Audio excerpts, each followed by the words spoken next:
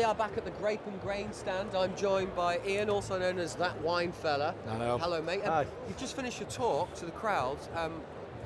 Know a little, sell a lot. Yeah. What was it all about? Tell me. So I'm thinking nuggets of information are the way forward with things like champagne, to get them onto your wine list. Get them on there, know a little bit about them, teach your staff about them, and then they're able to sell it a little bit better. If it's something that's on there and everybody knows what champagne is, but do they know enough about it to be able to get that customer to choose it over a cheap one? So I saw how busy it was, and now I know why. There was people to get into chase champagne. I was giving them champagne. Nobody wanted to listen to me. So, I tell you what I'd like to be able to answer.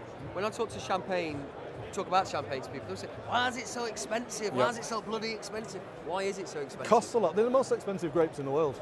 Ones grown in Champagne are the most expensive grapes in the world. But why? It's because it's such a small area and it has to come from there. So over the years, when we've decided that Champagne is going to be this, and we're going to sell our plot of land that's been given down the family, people aren't going to buy it for a pittance. It's always going to be quite high in cost, which then brings up the grape cost. It has to be manually harvested, so you end up with a lot of people working on vineyards, really carefully picking grapes. You've also got to do a lot in the actual cellars themselves to keep the wine and to help it grow. That's very loud.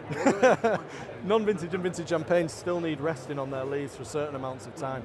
It's 5 years for a vintage champagne, so if you can imagine the amount of stock that sits in these cellars, the amount of money that it costs to keep them down there is fantastically high. Well, I haven't got any money, but this is free. It is. What is this? Can we taste it? You can, yeah. So this is a Blanc de Noir, which means it's made just with red grapes. It should be high, loads of strawberry in there. That's what the Noir does. It's actually full Pinot Noir. Fantastic with things.